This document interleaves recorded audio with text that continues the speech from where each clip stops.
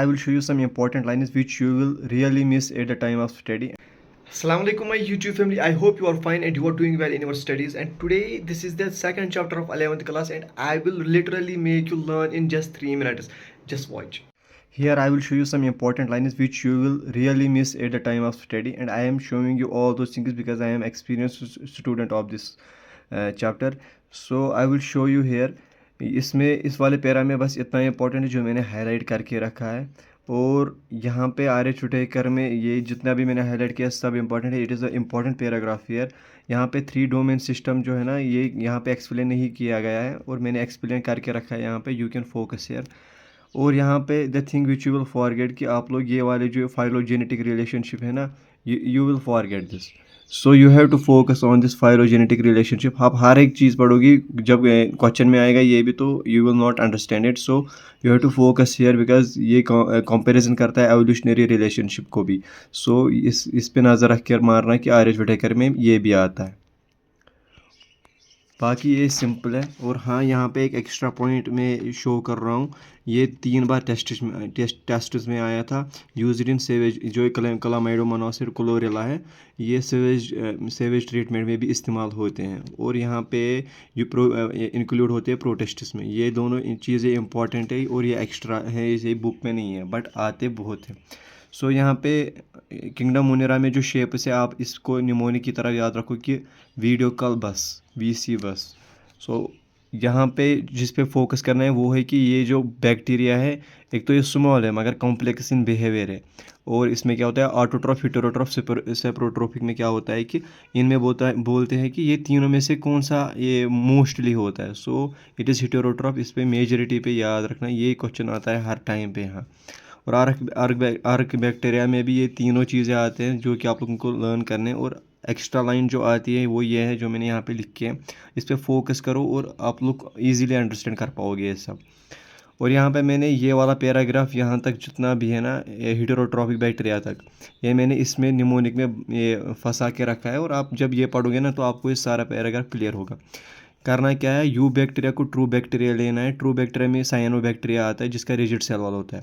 और एग्जांपल के तौर पे C means colonial, U means unicellular, M means marine, A means anabaena and N means nostoc. इसमें ये आप ये फिक्स करके रखो और आपको हर एक चीज़ यहाँ पे अंडरस्टैंड हो जाएगी.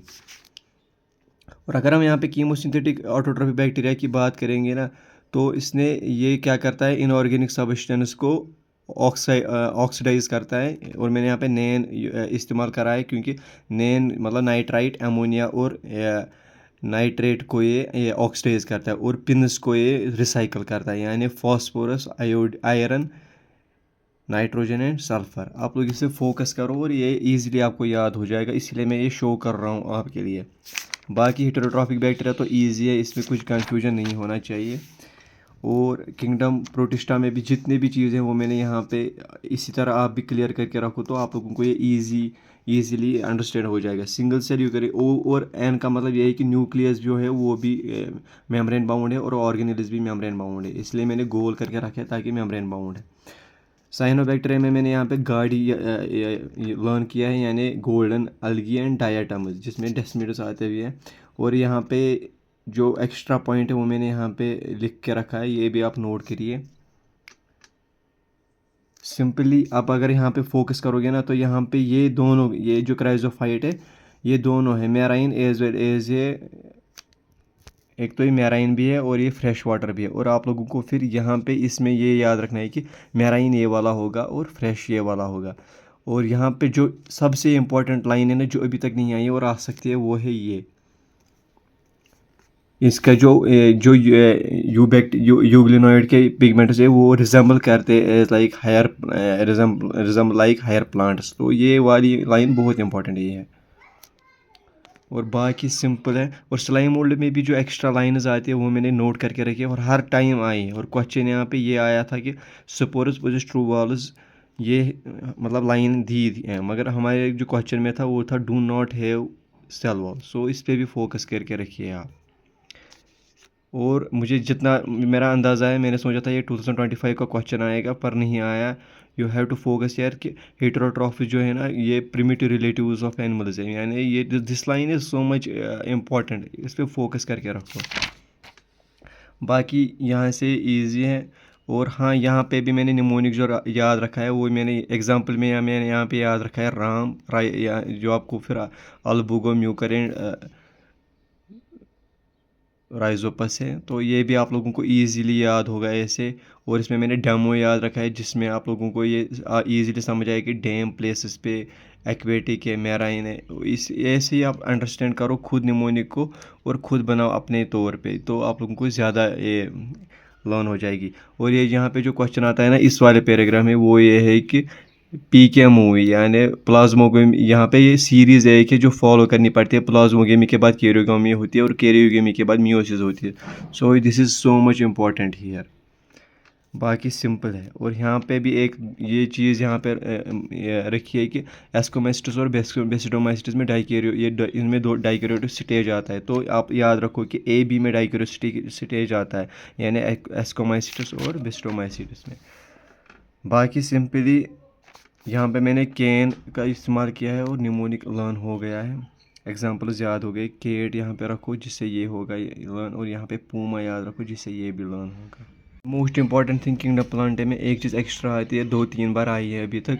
सो इस पे आप फोकस करो कि ये एक तो ये इंक्लूड करता है स्पायरोगेरा को और सोलनम को। इसमें ये यहाँ पे नहीं है, मगर ये एक्स्ट्रा लाइन है जो क्वेश्चंस में आती रहती है। सो इट इज़ बेटर कि आप लोग भी नोट करिए।